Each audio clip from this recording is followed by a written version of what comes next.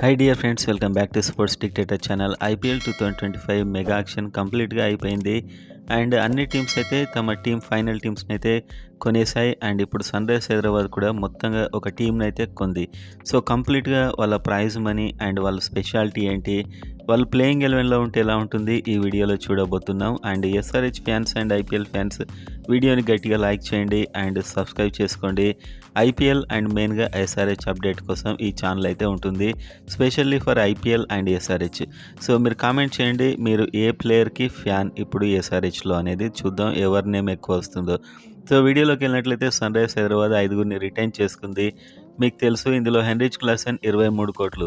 So ఇది చాలా చాలా చాలా చాలా ఎక్కువ డబ్బని మనకు అనిపించవచ్చు, కానీ ఇతడు మంచి ప్లేయరే. అండ్ ఈసారి కీపర్ కూడా ఇంకో కీపర్ని కొన్నారు, Ishan Kishan. So Heinrich Klaasen ఈసారి ఫీల్డింగ్ చేసే అవకాశాలు ఉన్నాయి, ఇషాన్ కిషన్ కీపింగ్ చేస్తాడు, దాదాపు కీపర్ చేంజ్ అవుతాడు. సో హెన్రిచ్ క్లాసెన్ మీద ఆ ఎఫెక్ట్ తగ్గుద్ది అండ్ ఇతడైతే ఫీల్డింగ్ చేస్తాడు. అండ్ బ్యాటింగ్ కూడా మీకు తెలుసు T20లో ఎంత విధ్వంసకర ప్లేయరు. సో మొత్తానికైతే 23 కోట్లు పెట్టారు హెన్రిచ్ క్లాసెన్కి. అండ్ ప్యాట్ కమిన్స్ 18 కోట్లు, ఈసారి కెప్టెన్, మళ్ళీ కెప్టెన్ ఇతడు. సో కెప్టెన్ కోసమే తీసుకున్నారు ఇతన్ని, బ్యాటింగ్ చేస్తాడు అండ్ కెప్టెన్సీ మిస్టర్ కూల్ మీకు తెలుసు, ఫైనల్కి తీసుకెళ్లాడు టీంని. అండ్ అభిషేక్ శర్మ 14 కోట్లు, విధ్వంసకర బ్యాట్స్మెన్. అండ్ ట్రావిస్ హెడ్, వీళ్ళిద్దరు జోడీ కోసమే వీళ్ళని కొన్నారు, 28 కోట్లు పెట్టారు వీళ్ళకి. సో వీళ్ళు పోయిన సీజన్ లానే ఈ సీజన్ కూడా అలాగే చెలరేగి మంచి ఇన్నింగ్స్ అయితే ఇస్తారని మనం ఎక్స్పెక్ట్ చేయొచ్చు. అండ్ ఆ తర్వాత నితీష్ కుమార్ రెడ్డి 6 కోట్లు. సో చాలా తక్కువ డబ్బుకు నితీష్ని అయితే తీసుకున్నారు.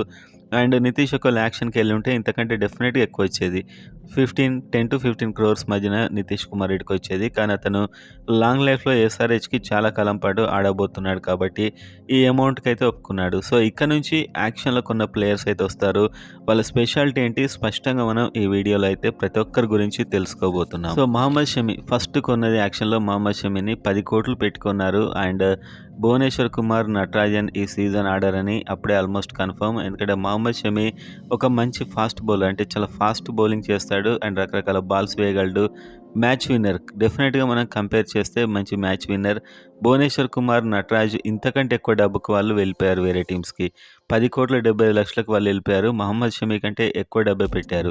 సో భువనేశ్వర్ కుమార్, నటరాజ్ని రిటైన్ చేసుకోలేకపోయారు, ఎందుకంటే విదేశీ ప్లేయర్స్ ముగ్గురిని రిటైన్ చేసుకున్నారు. అండ్ అభిషేక్ శర్మ, నితీష్ కుమార్ రెడ్డి వీళ్ళని ఎలాగూ వదలలేరు కాబట్టి వాళ్ళని రిటైన్ చేసుకోలేకపోయారు. కానీ వాళ్ళకు ఎక్కువ డబ్బే వచ్చింది, రిటైన్ అయ్యే డబ్బు కంటే ఎక్కువే వచ్చింది ఇప్పుడు వాళ్ళకి. అండ్ మహమ్మద్ షమి అయితే ఒక మంచి బౌలర్, డెఫినెట్గా ఎస్ఆర్హెచ్కి ఫాస్ట్ బౌలింగ్ డిపార్ట్మెంట్లో హెడ్ ఇతనే ఈసారి. అండ్ ఇంకో ప్లేయర్ హర్షల్ పటేల్ 8 కోట్లు పెట్టారు. సో హర్షల్ పటేల్కి ఇంత డబ్బు అంటే దాదాపు తక్కువే అని చెప్పొచ్చు ఇది, ఎందుకంటే చాలా క్లిష్టమైన టైంలో బౌలింగ్ చేస్తాడు హర్షల్ పటేల్ అండ్ కాస్త బ్యాటింగ్ కూడా చేయగలడు. ఒక మ్యాచ్ విన్నర్, 2024 పర్పుల్ క్యాప్ కూడా ఇతనికి ఉంది. సో ఎంతో క్లిష్టమైన సందర్భాల్లో మ్యాచ్ గెలిపిస్తాడని పేరుంది, కాకపోతే కాస్త ఎక్కువ రన్స్ ఇచ్చాడు పోయిన సీజన్లో. సో ఇది కూడా చాలా క్లెవర్గా కొన్నారని చెప్పొచ్చు, ప్రతి మ్యాచ్లో ఇతడు ఆడతాడు. అండ్ ఇంకో ప్లేయర్ ఇషాన్ కిషన్. సో ఇతన్ని కొనడం చాలా ఆశ్చర్యం అనిపించింది, కానీ ఇండియన్ బ్యాటింగ్లో చాలా పవర్ఫుల్ బ్యాటర్ దొరకట్లేదు ఎస్ఆర్హెచ్కి. పోయిన సీజన్లోనే మనం చూసాం, చాలా మందిని ట్రై చేశారు, మయాంక్ అగర్వాల్ అయినా, రాహుల్ త్రిపాఠి అయినా, ఇలా ఎంతో మందిని ట్రై చేశారు, కానీ ఎవరు సెట్ కాలేదు. కానీ ఇషాన్ కిషన్ కూడా కొంచెం ప్రాబ్లమ్స్లో ఉన్నాడు, ఈ మధ్య సరి ఆడట్లేదు. అండ్ ఇండియా టీం నుంచి సెంట్రల్ కాంట్రాక్ట్ నుంచి కూడా వెళ్ళిపోయాడు, అందుకే ఇతన్ని ముంబై వదిలేసింది. 11 కోట్ల 25 లక్షలు పెట్టి కొన్నారు. సో ఇప్పుడు ఇతడు కసి మీద మళ్ళీ ప్రాక్టీస్ చేసి ఎస్ఆర్హెచ్కి కనుక అతడు ఆ విధంగా ఆడినట్లయితే చాలా సూపర్గా ఉంటుంది. సో ఇతడు ఒక విధ్వంసకర ప్లేయర్, మళ్ళీ Abhishek Sharma and Travis head లాగా 11 కోట్ల 25 లక్షలు యాక్షన్లో హైయెస్ట్ పెట్టింది ఇతనికి అని చెప్పొచ్చు. And next Rahul Chahar spin డిపార్ట్మెంట్లో 3 కోట్ల 20 లక్షలు పెట్టుకున్నారు. సో స్పిన్ చాలా అవసరం ఇండియా పిచ్చెస్ మీద, మెయిన్గా స్పిన్నర్ ఖచ్చితంగా ఉండాలి. సో 2024లోనే ఒక వనిందు హస్రంగన్ కొన్నారు, కానీ అతను హ్యాండ్ ఇచ్చాడు. సో స్పిన్ ఎప్పుడైనా లోటే ఉంది. రాహుల్ చహార్ అయితే ఈసారి ఎలా రాణిస్తాడో చూడాలి. సో మొత్తానికైతే ఇతని మీద కూడా విజయ అవకాశాలు ఆధారపడి ఉంటాయి. ఇంకో స్పిన్నర్ని కొన్నారు, ఆడమ్ జంపా, 2 కోట్ల 40 లక్షలు. అండ్ ఇతడు కూడా ఇంటర్నేషనల్లో ఎంతో ఎక్స్పీరియన్స్ ఉన్న ఫెంటాస్టిక్ స్పిన్నర్. సో ఇద్దరినైతే స్పిన్ డిపార్ట్మెంట్లో తీసుకున్నారు. ఫైనల్ టీంలో ఇద్దరు ఆడే అవకాశాలు ఉండవు, ఎవరో ఒక్కరే ఆడతారు నాకు తెలిసి. మ్యాక్సిమం రాహుల్ చహారే ఆడతాడు, అతడు ఫెయిల్ అయినట్లయితే ఆడమ్ జంపాని తీసుకొస్తారు, ఎందుకంటే విదేశీ ప్లేయర్ కేటగిరీలో చాలా ఎక్కువ కాంపిటీషన్ ఎస్ఆర్హెచ్ టీంలో ఉంటుంది. అండ్ నెక్స్ట్ చూస్తే అథర్వ టైడే ఒక యంగ్ ప్లేయర్, అండ్ చాలా యంగ్ ప్లేయర్ ఇతడు, 30 లక్షలకు తీసుకున్నారు. కాకపోతే లెఫ్ట్ హ్యాండర్, మంచి 6లు కొడతాడు దేశవాళీ పోటీల్లో. సో, ఇప్పటికి ఇంకా ఎక్స్‌పీరియన్స్ రావాల్సిన అవసరం అయితే ఉంది. సో, మాక్సిమం బెంచ్‌కే పరిమితం కావచ్చు. లేకపోతే ఏదైనా ఇంపాక్ట్ ప్లేయర్‌గా అప్పుడప్పుడు ఛాన్స్ ఇచ్చే అవకాశాలైతే ఉన్నాయి. అండ్ ఇంకో ప్లేయర్ సిమర్‌జీత్ సింగ్. సో, ఇతడు సీఎస్‌కేకి ఆడాడు. 1,50,00,000. సో, సిమర్‌జీత్ సింగ్‌కి 1,50,00,000 పెట్టారు. చాలా ఫాస్ట్‌గా బౌలింగ్ ఏస్తాడు. సో, మంచి బౌలరే. అండ్ ఎవరైనా ఇంజ్యూరీ అయినప్పుడు మాత్రం ఇతనికి ఛాన్స్ వచ్చే అవకాశం ఉంది. ఎందుకంటే ఫాస్ట్ బౌలింగ్‌లో చాలా చాలా ఆప్షన్స్ ఉన్నాయి ఎస్ఆర్‌హెచ్‌కి. అండ్ ఇంకో ప్లేయర్ అభినవ్ మనోహర్. ఖచ్చితంగా ప్రతి మ్యాచ్ ఆడే ప్లేయర్ ఇతను. 3,20,00,000 పెట్టి కొన్నారు. So, middle order, lower middle ఆర్డర్‌లో అభినవ్ మనోహర్ ఆడతాడు. అండ్ సిక్స్‌లు ఎక్కువగా కొడతాడని పేరు కూడా ఉంది. సో, ఇతడు కూడా మంచి అడిషన్ కాబోతున్నాడు ఎస్ఆర్‌హెచ్‌కి. సో, అబ్దుల్ సమద్ వీళ్ళందరిని విడిచిపెట్టేశారు. అండ్ రాహుల్ త్రిపాఠిని కూడా విడిచిపెట్టేశారు. దాదాపు ఇదే అమౌంట్‌కి రాహుల్ త్రిపాఠి వేరే టీమ్‌కి వెళ్ళిపోయాడు సీఎస్‌కేకి. సో, అభినవ్ మనోహర్ అయితే ఈసారి ఎస్ఆర్‌హెచ్‌కు అతడికి మంచి అవకాశం నిరూపించుకోవడానికి. అండ్ ఇంకో player Zeeshan Ali. So, Zeeshan Ali leg break bowler. Young player యూపీలో ఆడతాడు. టీ20 క్రికెట్‌లో 40,00,000కి తీసుకున్నారు. చాలా అద్భుతమైన గూగ్లీ ఏస్తాడు. ఇతని వీడియోస్ చూసాం మనం. అండ్ బ్యాటింగ్ కూడా చేస్తాడు. హిట్టింగ్ కూడా చేయగలడు. సో, ఇతడు ఒక ఫెంటాస్టిక్ ప్లేయర్ అయ్యే అవకాశం ఉంది ఎస్ఆర్‌హెచ్‌లో. ఎస్ఆర్‌హెచ్‌లో ఇతడు ఏ రేంజ్‌కైనా వెళ్ళొచ్చు. అలాంటి గూగ్లీ ఏస్తాడు. అండ్ రాహుల్ చహార్‌కి backing bowler.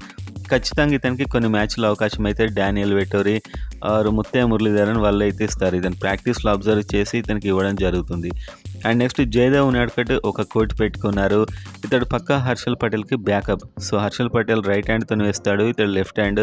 Same type of bowler. Space variations మీద డిపెండ్ అయి ఉంటుంది వీళ్ళ ఆట అంతా. సో, హర్షల్ పటేల్ రానిచ్చినట్లయితే జయదేవ్ ఉనాడ్కట్‌కి ఛాన్స్ ఉండదు. ఎందుకంటే ఈ ఫాస్ట్ బౌలింగ్ డిపార్ట్మెంట్‌లో చాలా మంది ప్లేయర్స్ ఉన్నారు. సో, వాళ్ళందరికీ అవకాశాలు రావు. బెంచ్ మీద కూర్చోబెడతారు. 9 మంది దాకా ఉన్నారు. So, next Brydon Carse. ఇంగ్లాండ్‌కి సంబంధించిన ఫాస్ట్ బౌలర్. సో, ఇతడికి కమిందు మెండిస్‌కి మధ్య పోటీ ఉంటుంది ఫైనల్ టీమ్‌లో. కమిందు మెండిస్ కూడా batsmen and left arm bowler and right arm bowler spin వేస్తాడు. సో, ఇద్దరు విదేశీ ప్లేయర్స్ కేటగిరీలో ఇంకొకరికే ఛాన్స్ ఉంటుంది కాబట్టి ఆ ఒక్క ఛాన్స్ అయితే కమిందు మెండిస్ లేకపోతే బ్రైడన్ కార్స్. బ్రైడన్ కార్స్ ఆటను గమనిస్తేనైతే మంచి హిట్టింగ్ చేస్తున్నాడు. Powerful hitter. అతడు కొడితే సిక్స్‌లు ఎక్కడికో వెళ్ళిపోతున్నాయి. అండ్ బౌలింగ్‌లో కూడా చాలా ఫెంటాస్టిక్ యార్కర్ ఏస్తున్నాడు. సో, బ్రైడన్ కార్స్ కూడా చాలా బాగుంది. కాకపోతే ఫాస్ట్ బౌలర్స్ ఎక్కువగా ఉన్నారు టీంలో. సో, ఇతని బదులు స్పిన్నర్‌కి వెళ్తారేమో కమిందు మెండిస్. సో, విదేశీ ప్లేయర్స్ కేటగిరీలో మనకు ఆల్రెడీ ట్రావిస్ హెడ్ ఉన్నాడు. And Pat Cummins, Heinrich Klaasen. ఇంకొకరికే ఛాన్స్ ఉంది. ఆ ఛాన్స్ ఇతడికా లేకపోతే కమిందు మెండిస్‌కా చూడాల్సిన అవసరం ఉంది. బ్రైడెన్ అయితే మాత్రం చాలా అద్భుతంగా బౌలింగ్ చేస్తున్నాడు. సిక్స్‌లు కూడా చాలా చాలా పెద్ద సిక్స్‌లు కొడుతున్నాడు. సో, ఇతని ఆట గమనించాకే చెప్పడం జరుగుతుంది. అండ్ ఆ తర్వాత చూస్తే కమిందు మెండిస్ 75,00,000కే కొనేశారు. అండ్ బ్రైడన్ కార్స్‌ని 1,00,00,000కి కొన్నారు. కమిందు మెండిస్ 75,00,000.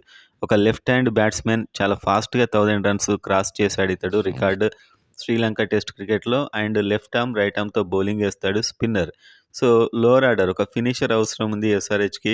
అది బ్రైడన్ అయితాడా? కమిందు అయితాడా? చూడాల్సిన అవసరం అయితే ఉంది. సో, ఇతనికి ఛాన్స్ వచ్చే అవకాశాలు ఉన్నాయి. ఇంకో ప్లేయర్ ఇషాన్ మలింగ. సో, ఇతనికి అవకాశాలు రావడం కష్టమే. కాకపోతే ఇతనికి చాలా పేరుంది. ఇన్నింగ్స్ చివర్లో రన్స్ ఇవ్వడు. ఒక ఫెంటాస్టిక్ యార్కర్ ఏస్తాడని చెప్పి 1,20,00,000కి కొన్నారు. సో, ఫాస్ట్ బౌలింగ్ ఆప్షన్స్ చాలా ఉన్నాయి కాబట్టి ఇతడికి ఛాన్స్ వస్తుందో లేదో చెప్పలేం. అండ్ ఆ తర్వాత Aniket Varma. So, young batsmen and right hand batsmen. And ఇతను కూడా బౌలింగ్ ఏస్తాడు కాస్త 30,00,000. సో, 30,00,000 రూపీస్ పెట్టుకున్నారు. అండ్ ఇతడు బిగ్ హిట్టరే. కాకపోతే యంగ్ ప్లేయర్ ఇంకా మనకి ఇంటర్నేషనల్ ఎక్స్‌పీరియన్స్ రాలేదు. సో, స్టార్టింగ్‌లో బెంచ్‌కే పరిమితం అవుతాడు. అండ్ చివరిగా చూస్తే సచిన్ బేబీ 30,00,000కి కొన్నారు. సో, ఇతడు ఐపీఎల్ ఆడి ఉన్నాడు ఆల్రెడీ. సో, ఇతడు బ్యాటింగ్, బౌలింగ్ లెఫ్ట్ హ్యాండ్ చేస్తాడు. అండ్ మంచి యూజ్‌ఫుల్ ప్లేయరే. సో, మొత్తానికైతే నాకైతే టీమ్ 2024తో పోలిస్తే స్ట్రాంగ్ అనిపిస్తుంది. ఎందుకంటే ప్లేయర్స్‌లో హిట్టింగ్ కెపాసిటీ ఉంది. అండ్ వీళ్ళు ఎలా ఆడతారని చూడాలి. కాకపోతే టీమ్ 2024 కంటే బెటర్‌గా అనిపిస్తుంది నాకైతే.